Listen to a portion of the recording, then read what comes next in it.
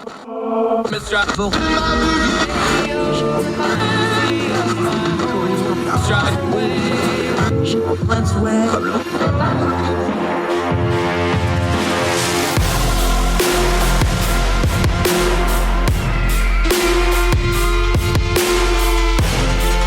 your host, Andrew Donaldson. This is Heard Tell. It's Heard Tell. It is July the 26th. That's a Tuesday in the year of our Lord 2022. I'm Andrew Donaldson. Thank you so much for joining us on this edition of Heard Tell. However you are watching or listening, wherever you are across the street around the world, thrilled you're with us. Thank you so much for giving us the most precious thing you have, your time. And we're going to do a lot of turning down the noise of the news cycle today on a lot of different topics for you. Covering stories today, I'm going to go to Myanmar, the other side of the world. The ruling junta military has started executing their political prisoners from last year's protests and dissidents. Very ugly situation over there. We're going to touch into that. We're going to talk about monkeypox and the way social media and the news media are both setting us all up for failure for this particular health crisis that is coming upon us. On the news today, a lot of economic stuff going on. So we're going to go to one of our really good economic contributors, Alex Salter, Young Voices contributor. He is a professor of economics at Texas Tech. Been on the program before, just been a little while. Thrilled to death to have him. We're going to talk about inflation. We're going to talk about terminology. We're going to talk about how the language of economics and the way we're discussing it isn't really relating to what's happening. And the fact that what's happening, even to economics, is very weird. This is a very unique situation. How to talk about it, what's noise, what's real, what we need to know about, what we don't need to know about. Alex Salters is our guest on the program today. Absolutely thrilled to have him. Also, ending the program today, we always end on a good note. We've covered a couple times.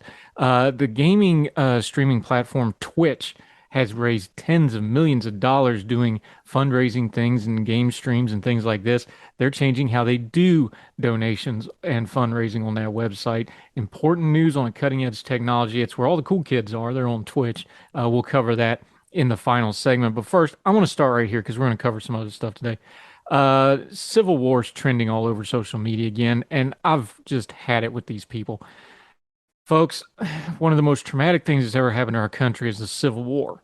And we brought it upon ourselves, both because of the things that led up to it and the way it was conducted, and our failure to heal the wounds and properly reset our country after, and the complete disaster that was Reconstruction. Civil wars are awful. I have been in countries overseas that have civil wars going on. When I was there, it's bloody, awful, brutal business. Nobody should ever joke or use for a political pun a civil war. And you can say, well, no. There's nothing funny about a civil war. People die. They're bloody. They're ugly. What we have online is a lot of people that are lazy and they're upset and they have grievances, but they have complicated their inconveniences and grievances into things when they start talking about civil war that want to ruin the country that I love. I will never tolerate this. I will never think it's okay. And I will oppose them always to the very end. You don't get to destroy our country just because you're mildly aggravated about something. Just because you have the additional and disposable income to go to rallies, buy merchandise, and get this stuff force-fed down your throat. But don't take my word for it. Let me bring you two people who know a lot about the Civil War. William Tecumseh Sherman, who prosecuted it for the Union, who drove through the South, who understood modern warfare better than most of the generals at the time. He said this about the South before the war ever began. You are bound to fail. Only in your spirit and determination are you prepared for war. In all else, you are totally unprepared and with a bad cause to start with. That applies to these folks. But if you don't want to listen to me and you don't want to listen to Sherman, maybe you'll listen to U.S. Grant. He was also president, although he had a corruption-addled administration, but he knew what he was talking about in Civil War. It was the defining moment of his life in many ways. And Ulysses S. Grant said this: if we are to have another contest in the near future of our national existence, I predict the dividing line will not be Mason and Dixon's, but between patriotism and intelligence on one side, and superstition, ambition, and ignorance on the other. Well, that seems like a pretty good means test. Let's apply it. When somebody starts talking about civil war, when somebody starts talking about dividing our country or a divorce of our country, which is just one step down and equally ignorant, When anybody talks about not wanting to be America anymore just because they're not getting their way, let's apply this means test. Is it because of patriotism and intelligence that they're bringing this up? Or is it superstition, ambition, and ignorance? Almost every account I see advocating for civil war, or advocating for national divorce, or advocating that America isn't good enough for them because of this, that, or another reason anymore, almost always I find it to be based on superstition, ambition, or ignorance. Work better to have a more free and fair America that gives as much liberty and freedom to the most people possible, because there isn't anywhere else in the world that has a better chance of doing it than this country does. As imperfect as we've been, as bad as our history has been on some areas, we're still the last best hope for freedom in the world today. Because if this fails, there ain't nowhere else to go. So no, you can't have your civil war and you can't have your national divorce. We're not going to allow it because we love freedom, we love liberty, we love our country way too much to indulge you on your fantasies. More Heard Tell right after this. What's the easiest choice you can make? Window instead of middle seat? Picking a vendor who sends a great gift basket? Outsourcing business tasks you hate? What about selling with Shopify? Whether you're selling a little or a lot, Shopify helps you do your thing, however you cha-ching. Shopify is the global commerce platform that helps you sell at every stage of your business. From the launch your online shop stage to the first real-life store stage, all the way to the did we just hit 1 million orders stage. Shopify's there to help you grow. Whether you're selling scented soap or offering outdoor outfits, Shopify helps you sell. Wherever and whatever you're selling, Shopify's got you covered. Sign up for a $1 per month trial period at shopify.com/try. Go to shopify.com/try now to grow your business, no matter what stage you're in. Shopify.com/try.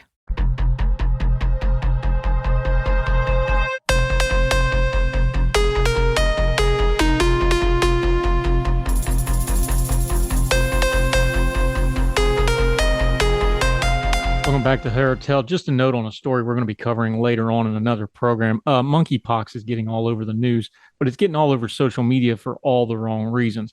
We're going to touch on this later because it's a little more in depth. We want to talk to some folks about it. We want to make sure we get the story fully straight.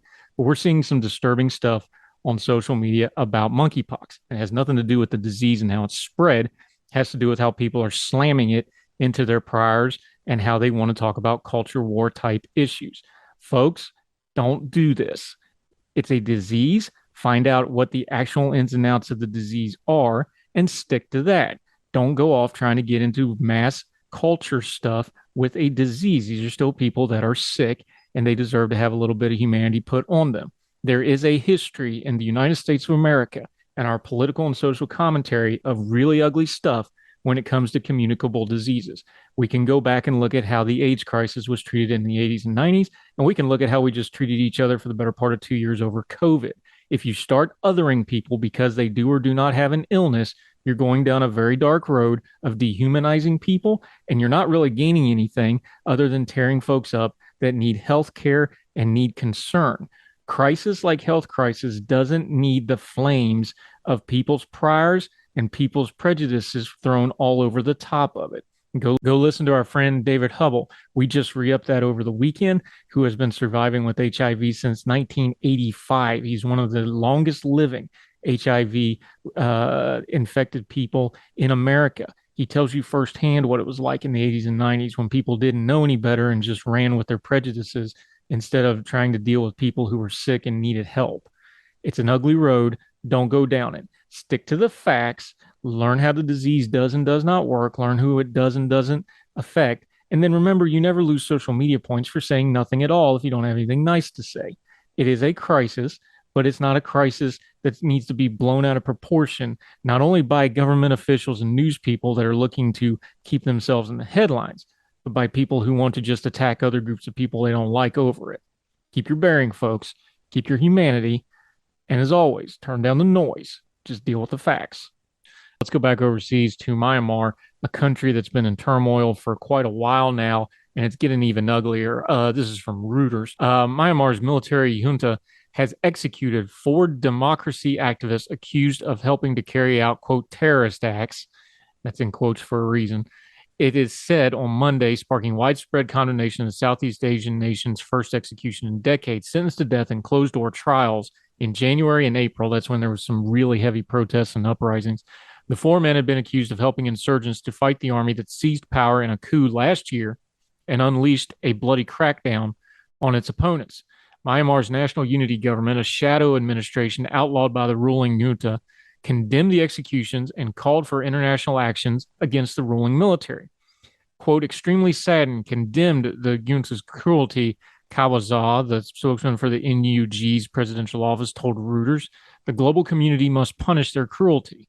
Among those executed were democracy campaigner Kwai Min Yu, better known as Jimmy, a former lawmaker and hip-hop artist, Phyo Zia Thaw, I apologize if I'm mispronouncing any of these, the Global New Light of Myanmar newspaper said.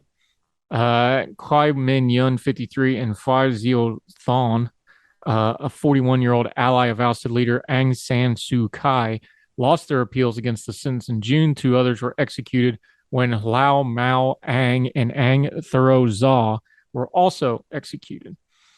These executions amount to arbitrary deprivation of lives and are another example of Myanmar's atrocious human rights record, said Erwin van der Braa, regional director of the group Amnesty International. The 4 men were convicted by a military court in a secretive and deeply unfair trial. The international community must act to prevent similar executions of over 100 people believed to be on death row and convicted of similar proceedings.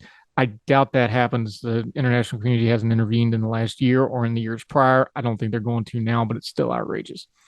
The men were held in the colonial era Izim prison, and the person with knowledge of the events said their families visited last Friday. Only one relative was allowed to speak to the detainees via an online platform.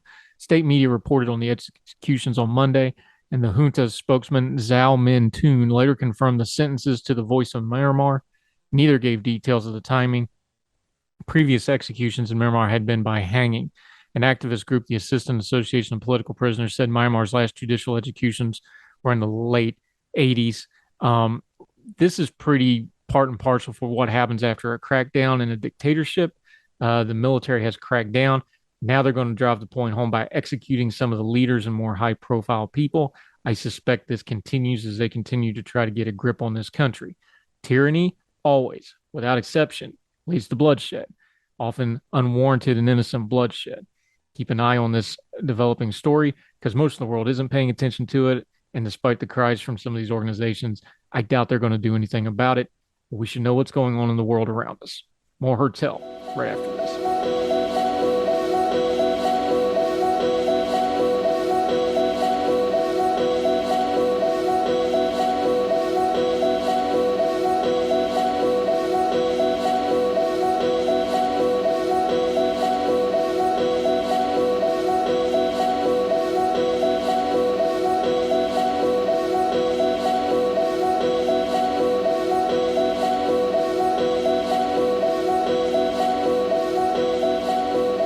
Welcome back to Heard Tell. Okay, been a minute since he's been here, but we're thrilled to have him back because he's always sharp, always has good information. He is both an assistant professor of economics and a research fellow down at Texas Tech, which he reminded me of because I'm wearing my West Virginia shirt. Alexander Zalter, great to have you back, my friend. How are you? Thank you very much. I'm doing really well. I'm excited to be back. Also, guns up. There ain't no shortage of economic stuff to talk about. I want to start here, though, because we've talked to you about this before. And one of the reasons we love having you on is you explain it so even I can understand this stuff. This stuff gets data set heavy. It gets terminology heavy. It gets philosophical heavy when we start talking economics. Let's start common parlance and nomenclature because we're having a fight right now today as we record this. What is and isn't a recession? We talk about what is and isn't good economic.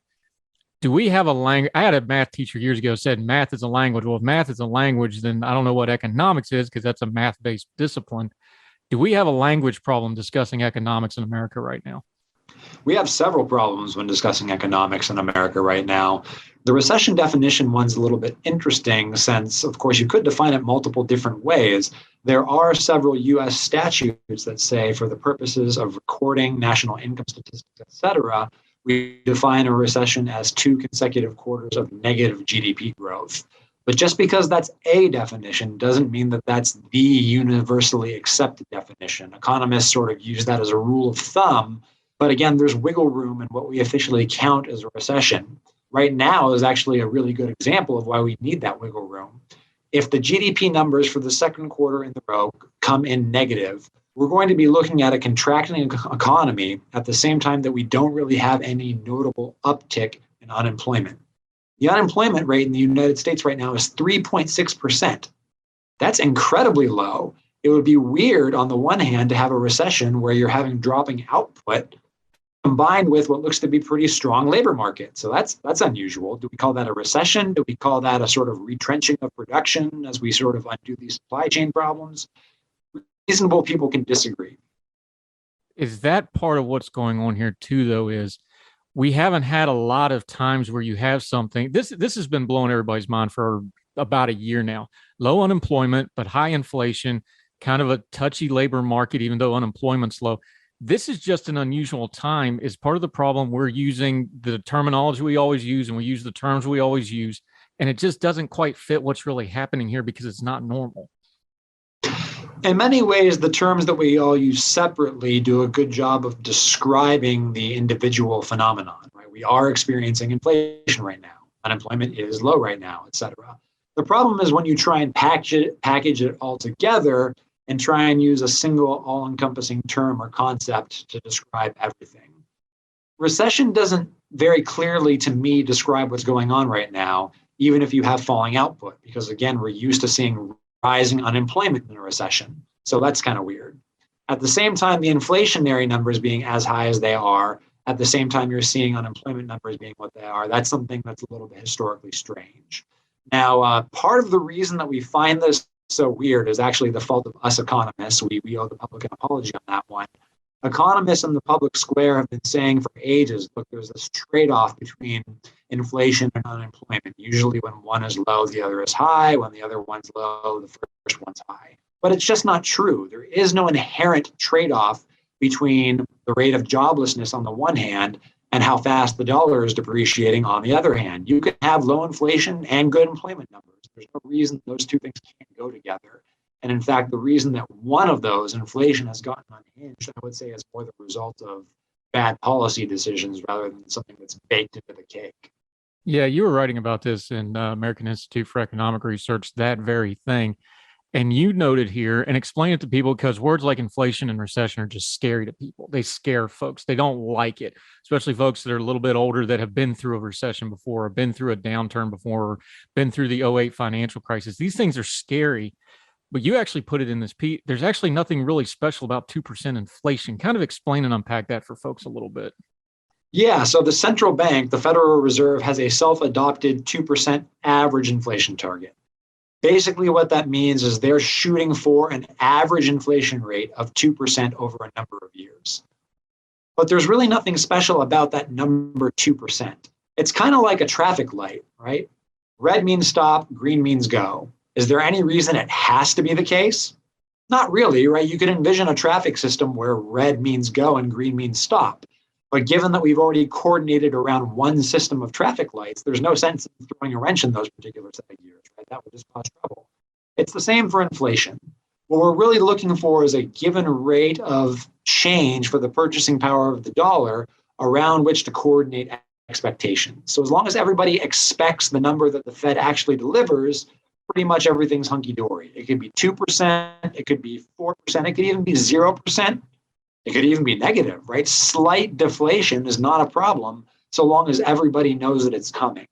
So we have to get away from this idea that there's this magic one rate inflation rate that we need policymakers to tinker with the economy until we hit it. In reality, markets are flexible, and as long as there's credible commitment to a given policy, we can figure things out by writing our contracts differently, adjusting the wage expectations we have when we go looking for jobs. There's a lot that we can do as long as we get credible, predictable policy. Yeah, Alexander Salter joining us, economist from Texas Tech, Young Voices contributor, superstar contributor. He's on the. You've moved up to the header. I noticed on the website, by the way. Congratulations. Our economist friend Jericho Hill talking about the Fed. Since we're using traffic as an analogy, let's just beat that to death a little bit more. He said what the Fed's doing right now is kind of like a car. You're trying to not slam into the car in front of you while not getting rear-ended by the car behind you, and that's what they're doing with the interest rates. We've been doing that for a little while now. They keep raising interest rates. They're going to probably raise them some more. Where do you think we're at in that process? If that's the analogy we're using, are we too close to the front? Are they getting us where we're going to get rear-ended? How do you think they're doing right now as we sit today? That's a great question. My perspective on this is actually kind of contrarian, in that I think that whatever the Fed is doing to its target for its key policy interest rate doesn't matter anywhere near as much as what they're doing to their balance sheet. We have this idea, because economists write about it and financial journalists write about it, that the Fed controls interest rates, but they don't.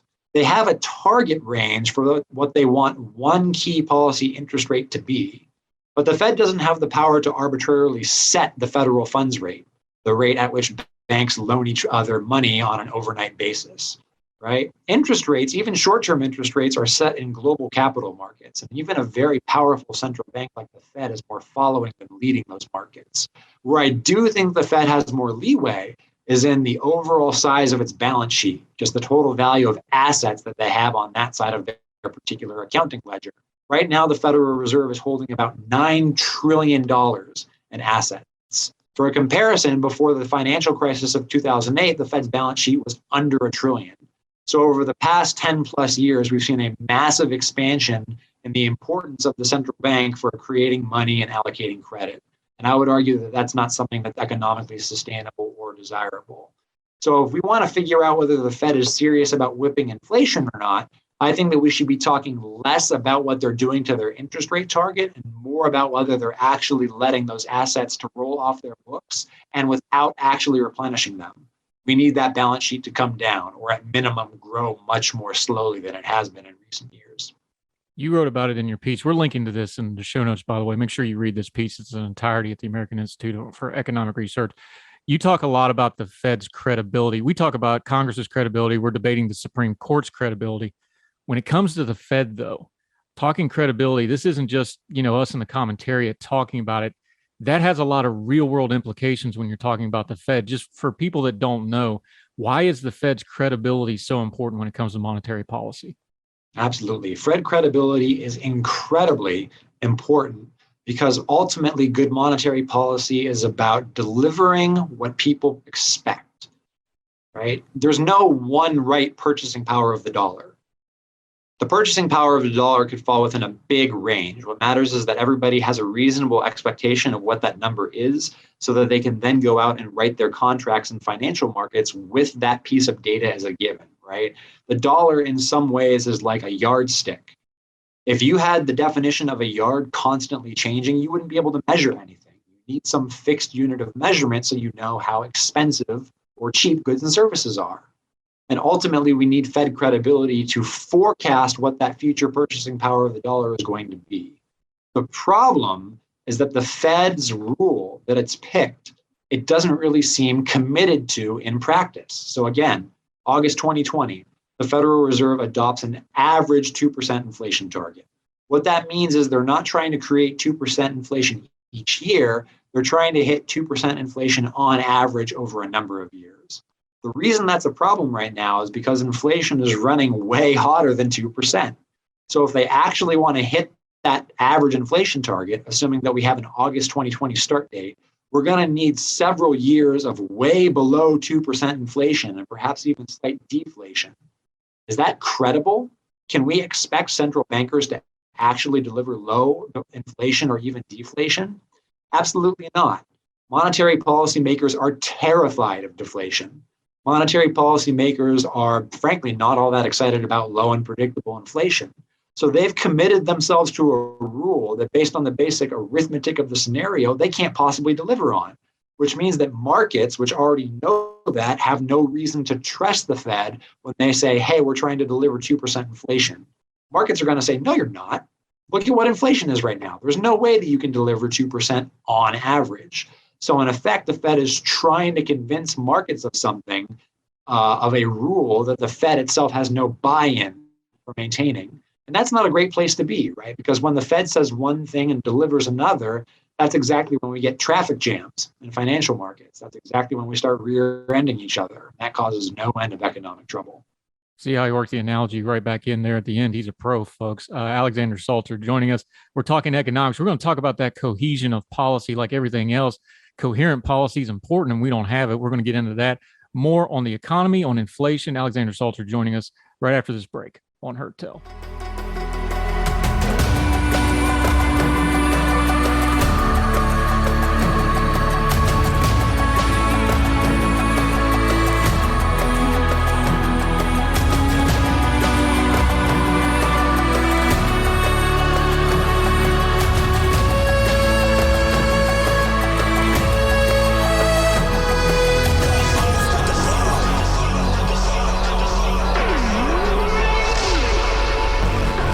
Back to Heard Tell. We're continuing to talk economics with our friend Alexander Salter. He is a professor and research fellow down at Texas Tech. Let's zoom back out for just a second because I think we need to get a little perspective on something. And this isn't just applying to economics. It's kind of built into our system, and we lose perspective on this a little bit, whether it's foreign policy, whether it's monetary policy, whatever. Because of our system of government, we have, compared to a lot of countries in the world, we have a lot of high turnover. We have a new president election every 4 years, Congress every 2 years. There's a lot. So getting coherent policy, it's just kind of baked into the cake of our system that coherent, consistent policy is going to be a challenge no matter what. The idea of the Fed was to be kind of a layer on top of that, but that doesn't seem to really be happening right now, does it? There's a lot of inconsistencies in terms of what we're getting in the economy. Although that we do have a lot of turnover in politicians, one thing that seems to be more or less a bipartisan consensus is deficit spending, right? Since 2020, since the coronavirus pandemic, we've run approximately $6 trillion in deficits. Those deficits were bipartisan. It's one thing for Republicans to be saying now that we have to focus on fiscal sanity and fiscal sustainability. They were voting for these blowout spending bills a year ago and 2 years ago. So it might be good politics for one party to say that they're committed to fiscal restraint and budgetary prudence, but it's just not true. Unfortunately, we have two parties that are considered committed to breaking the bank. As for what the Fed is doing, ideally, they would be able to take a longer time horizon, but really they just don't seem all that confident in what they're doing. At first, they insisted inflation was transitory. Then they said, okay, maybe it's here, but it's not going to be that bad. Okay, now it's here and it's really, really bad, and we need to go pedal to the metal on controlling it. Now, actually, I'm okay in terms of pedal to the metal on controlling it. I am an inflation hawk myself. The problem is the rapid changes in the de facto policy regime, right? The basic stance about what monetary policymakers are actually trying to do. Talk about giving markets whiplash. How is anybody supposed to be able to form a plan about the future if monetary policymakers decide they're going to do one thing on Monday and another thing on Wednesday? So in combination with fiscal profligacy, I think that we've got a lot of money mischief coming from the central bank right now, and that goes a long way to explaining the unfortunate inflation numbers that we're seeing, and I suspect are going to continue to see. Yeah, but like we say on this program all the time, things don't happen in a vacuum. They happen in a sequence. COVID was the crisis. COVID was the excuse. Our financial house wasn't in order before that, so our Congress and our government kind of had learned behavior from us, the voting public, that they were going to be just fine doing something like that because they've had decades and decades of learned experience that that's what you do. You spend money and make a big show of it, and then you go campaign on that big dollar sign that you voted on. That's been the reality for all of my life. I'm 42 years old, from at least the 90s when I first started paying in politics. This is the game. They talk about it, kind of, but spending money is how you get things done in government. That's a generational problem more than an economic problem, isn't it? I mean, that's just kind of the cycle we're stuck in. I don't know how you uningrain that. Do you have any good ideas of how to uningrain that? Because we use that great buzzword, fiscal responsibility, but it's like raising your kid. If you didn't teach him as a kid and you didn't teach him as a teenager and you didn't teach him as a young adult, the middle-aged guy buying boats and all this stuff, you're going to have a hard time pitching financial accountability to that guy, right? Sadly, you're right. Deficit spending on our means is something that has become basically entrenched in the fiscal appropriations process at this point. And I'm worried that nothing short of a bond market crackdown is going to solve it. I hope that we don't get to that point. One of the things that we're observing right now is rising interest rates across all classes of securities. That's what you would tend to expect as inflation goes up. The problem is interest rates go up, Uncle Sam's borrowing costs go up too. And if trends continue in terms of the rate that Uncle Sam is paying on loans, that means a larger and larger share of the discretionary portion of the government budget is just going to be paying back interest on debt already incurred. That's going to make our political fights worse, not better. So I'm actually thinking that once we get a budgetary squeeze out of all this, that's going to increase partisan rancor. And that's something that I'm personally not looking forward to. Ultimately, we have to get big spending under control. And at the end of the day, Congress is going to do what gets people elected. So I think that you're also right that part of the problem here is with we the people. We also pretend that we care a lot about fiscal sustainability and budgetary prudence, and then we just vote for politicians who spend and spend without taxing. As long as we keep on doing that, politicians are going to keep on behaving the same. So until you get the actual voting public to realize this cannot continue and you are not going to like what happens if we have a sudden stop, until you convince a critical mass of voters of that, I'm frankly not sure how you fix the problem. Yeah, but when you studied economics coming up, you also studied the history of economics.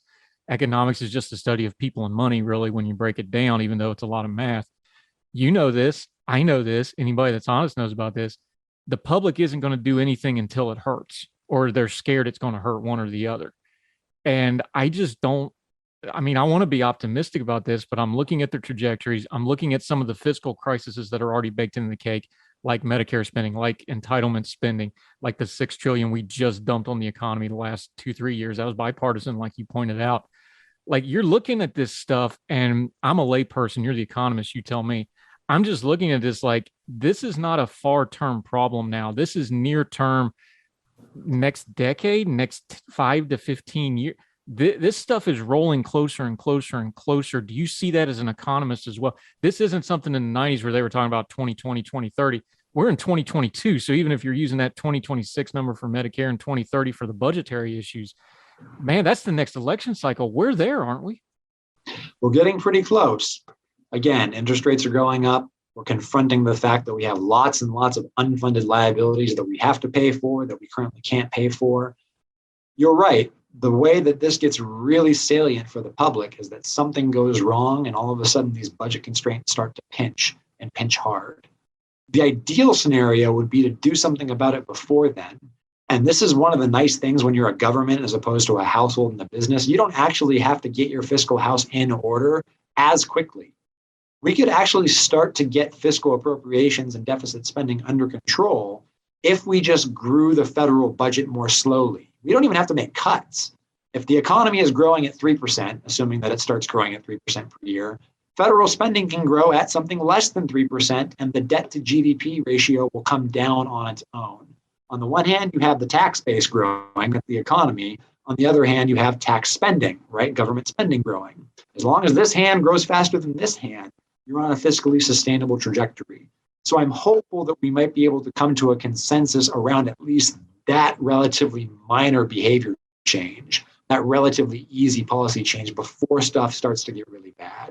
There are think tanks doing important work about passing responsible budgets, especially at the state level. And a lot of those models might be able to help us at the federal level too. One example that I like is there are several states whose politicians have committed to not growing their budgets more than the combination of the sum of inflation and population growth, which basically means they're keeping government spending in inflation-adjusted dollars per person the same, basically a government spending freeze on a per capita basis. And so that might be the kind of thing that we need to implement just so we can catch our breath a little bit from these decades of deficit spending. Yeah, Alexander Salter joins. Okay, let's end on some good news though, because that was a lot of doom and gloom, and I don't like to go there, but we got to live in Realville, right?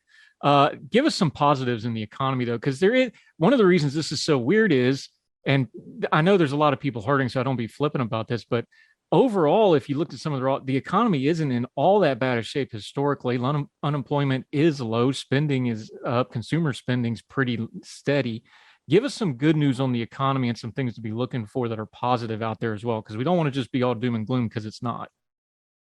One of the really interesting things, like you just said, is although there appears to be an economic slowdown, labor markets aren't hurting. It's unfortunate that inflation has reduced workers' wages somewhat, especially over the past year. But I'm hopeful that as long as we have continued strong labor markets, that's going to be able to put workers in a stronger bargaining position so they can get some of that purchasing power back. So in terms of what we're going to actually get, whether the Fed manages to give us a soft landing, whether we're going to fall into a recession, however we define it, I'm keeping my eye on labor force participation. I'm keeping my eye on unemployment. I'm keeping my eyes on all these indicators of labor market health. And right now, those look pretty good. And as long as those numbers hold up, I'm going to be comparatively optimistic about the short-term economic pain. Maybe this particular slowdown isn't going to hurt so much. And that's going to give us a little bit of wiggle room to also tackle the problems that we know we have to confront. Exhibit A, of course, is inflation. That number's got to come down. Yeah. Okay. So the $2 trillion questions right now. We know the recession, that's not a recession, that we're not, to quote my buddy Seth Mandel, he said recession is only recession if it comes from the recession region of France, and otherwise it's just, sparkling misery. But is this the worst of it? Have we peaked out? Is inflation going to come down? Is this going to be the bad one and then we start coasting down, or do we have some more bad to come yet? If you force me to make a prediction, which I'm legendarily bad at, like many economists, so I'm in good company there. If you force me to make a prediction, I'm going to say that we're going to have lackluster economic output for a couple of quarters. We're going to see unemployment go up, but not to worrying levels. And the inflation rate is going to peak in the next couple of months and start gradually coming down. I don't think that we're going to get down to 2% anytime soon. I would be shocked if we came down to 3% by the end of next year. But it is possible to make committed policy changes to start getting control over some of these variables. The central bank can control inflation without throwing a wrench in the economy's gears. It's just a matter of paying attention to that balance sheet and making sure that they shrink it responsibly. I'm also hopeful that political pressure coming up to the midterms forces the Biden administration to maybe ease off on some of its more stringent anti-business restrictions that they have adopted since 2020. We might be able to anticipate something like the remarkable pivot that Bill Clinton engaged in after Republicans in Congress gave him a whipping in 1996. So if something like that happens, we might actually be able to get some bipartisan compromises on specific regulatory issues that ease business restrictions, make it easier to produce. And remember, when it gets easier to produce, it also gets easier to work and purchase and consume. And all of those things would sort of blunt the force of whatever headwinds are against us in the economy. Yeah, but you'd have to have politicians that are astute politically, like Clinton, to look at that money train after that beat and go, there's still time for me to jump on that and get credit for all this stuff that Congress is doing. I remember that 98 was my first election, so I remember those times well. Responsible Shrinkage, by the way, would be an excellent name for a book. You might want to look into that, might copyright that. He's Alexander Salter. He is a professor down at Texas Tech, brings great information. He also has a book out, Money and the Rule of Law. Go check that out. We'll link all that. Until we get you back on, my friend, it won't be as long as last time, I promise. Let folks know where they can follow you and what you've got going on until we see you again on Heard Tell. Sure. Right now, the best place to stay in touch with me is through the writings at my website. My website is www.awsalter.com. Pretty much everything I've ever written is available there. You can find my popular articles. You can even find my scholarly articles if you feel like wading through those. You'll find my email address there. I'm happy to hear from listeners and readers. I love chatting with people via email. I don't have Twitter anymore, so you won't be able to find me on the Bird site. Don't worry, Young Voices has got it too. We'll put a link to their Twitter, which they will be putting this out. He's a prolific writer. He really is. He has stuff all over the place. Go look his stuff up. We love having you on, my friend. Great talking again. We may even talk during football season. We'll see how it goes. Might have to, put the friendship on hold. Appreciate your time, sir. Thank you so very much. Thank you, Andrew. It was great. Yes, sir. Thank you.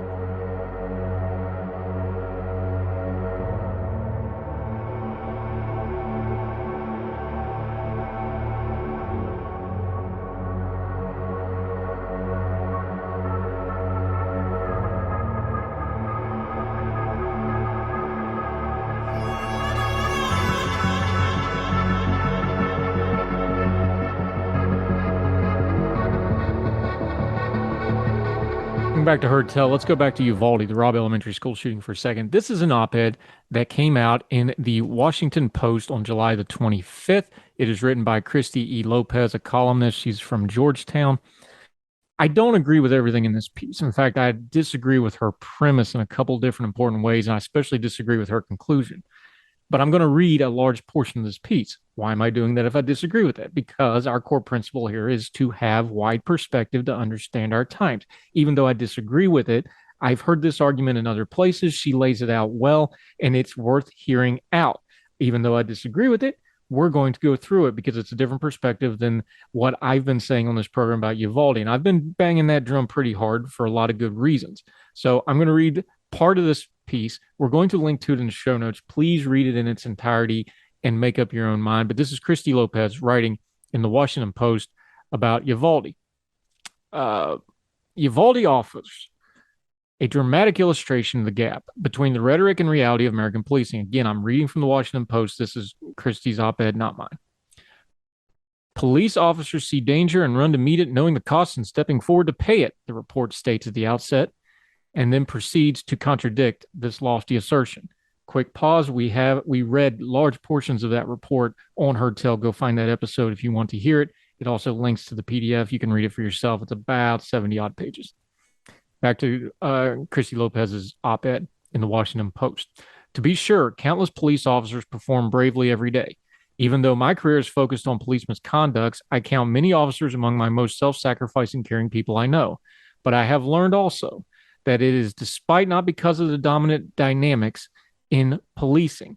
Long before Uvalde, there has been complaints that even when on site, police do not always intervene to prevent ongoing assaults. Indeed, the 2005 case Castle Rock versus Gonzalez, the Supreme Court explicitly excused police who failed to perform their central duty, intervening to prevent violence.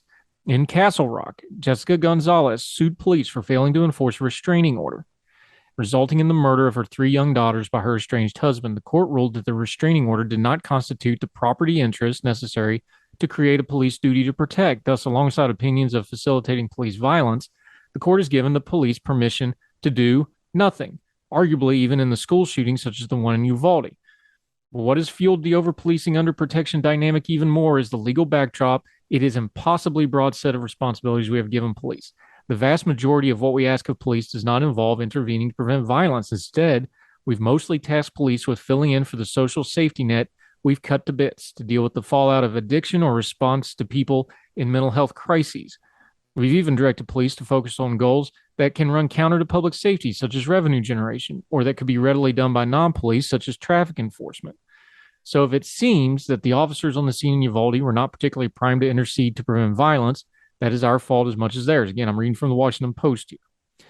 We have allowed policing to drift too far from what should be its core role. We know from past school shootings what this means. The people who sign up to be school police aren't actually signing up to confront armed gunmen, and they don't always do so when the need arises. If we want a policing system that protects children from violence in our schools or in our neighborhoods, we need to stop using police to do so much that has so little to do with preventing violence. Focusing police on its core function would make it feasible to select for policing only those special individuals who are able to show great restraint even as they are ready to give their lives for a stranger on any given workday.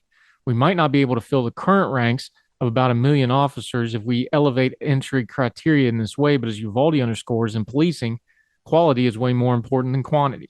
We also need to be more judicious in how we direct police to prevent violence. The Texas legislative report found that less serious school alerts of bailouts, people fleeing from car crashes used by high-speed law enforcement, diluted the significance of such alerts and dampened the response of both law enforcement and educators to the genuine emergency of this active shooter.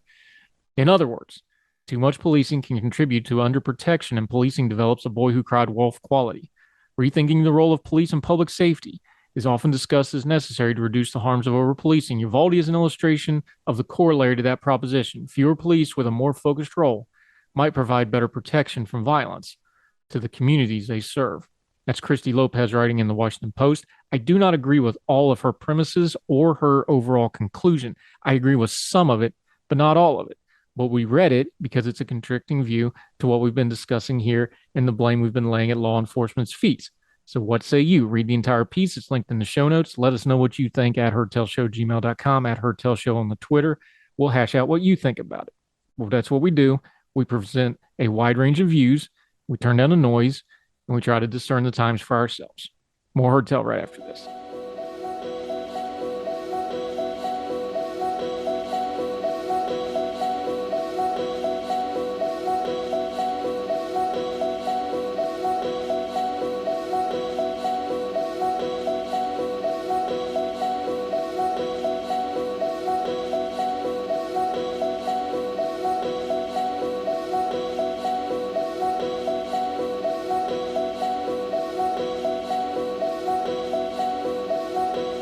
Welcome back to Heard Tell. Okay, we're going to end with some good news like we always do. We have covered multiple times on this segment where we usually talk about charity giving or good works or things like that. Twitch. Now, Twitch is the streaming service, very popular amongst gamers, but also gaining a lot of ground in culture and politics, the cutting edge of politics. And the next wave of commentators is actually looking to get into Twitch. You'll hear more and more of it. However, it's still predominantly a gaming platform, but they have found ways to raise millions and millions and millions of dollars for charity. We've covered those stories before here on Heard Tell. The problem was they didn't have a direct way to do it within the platform. Twitch is working on that. This is from tubefilter.com. Creators have raised millions of dollars for good caused by hosting charity live streams on Twitch, and it is eye-popping numbers, talking tens of millions of dollars they have raised for charity. Good for them. But they've never had a built-in tool to do it until now. Twitch announced this week that it is beta testing Twitch Charity, a suite of fundraising tools that lets creators set streams to charity mode right inside of the site. Active tools for automatic fund collection and donation. Quote, the hassles of running a charity stream, tracking donations, converting subs and bits, managing multiple programs and apps at once are what we're hoping to make as a minimally hassly as possible, the platform wrote in a company blog post. Setting a stream to charity mode will put a donate to charity button in the stream window along with a tracker that allows the show donations building up to hitting the stream's fundraising goals. Twitch Charity will also automatically donate the money raised to the streamer's cause of choice. Previously, creators would have to tally up and donate the money themselves, and it's become common practice for them to post screenshots of their donation as proof to the viewers money actually went to the cause. It's also worth noting here that third-party companies like Stream Elements have built numerous plugins and widgets that help them do that. This is just the first time that Twitch is offering an on-site tool. Love the accountability of that. Always look for that in your charitable giving. So while we talk about giving as close to the source as possible, accountability is a big deal. Now, donations made during the charity stream modes will be received and tailored by the PayPal Giving Fund, and they will be granted to your recommended charity in accordance with its policy, Twitch said. Twitch will take no cuts of the donations for streamers. Making money and raising money for important causes is easier and transparent. For viewers, it should make supporting those causes simpler, cleaner, and more impactful. Good on Twitch. This is a great idea. This is a community, as we've covered, has raised tens of millions of dollars. If you're not familiar with gaming culture, there's a lot of suspicion that some older people view it. They're doing some good work. They're good folks down there. Just like everybody else, there's good folks and bad folks. This is a great thing. Good on Twitch. If you're into streaming, check it out. Make sure you donate to the causes of your choice. Look for what we talked about there, though. Make sure they're being accountable, showing you where that money's going. Always a good thing. That'll do it for Heard Tell. For today, we are really rolling with great guests, great topics, no shortage of news to cover. We're going to keep doing what we do, though. Turn down the noise, get to the information we need to discern the times we live in. Can't do it without you. Thank you so much for joining us. Make sure you're subscribing, whatever platform you're getting this on, iTunes, Spotify, iHeartRadio, any of the podcasting platforms. Thrilled to have you. Let us know that's what you're watching on. If you're on the YouTube or the Facebook page for our radio partner, Big Talker Live, or on the Big Talker Live app, let us know you're on that. We'd love to keep track of you. We'd love your feedback at Heard Tell Show on the gmail.com, at Heard Tell Show on the Twitter. There's also multiple links in the show notes, different things we have involving Heard Tell that you can look into. So until we see you again on whatever version of Heard Tell you're listening to, we hope you're well. We hope you're well fed. We'll talk to you real soon for more Heard Tell. All the music on Heard Tell is provided under a Creative Content license from monstercat.com. Somos la máquina.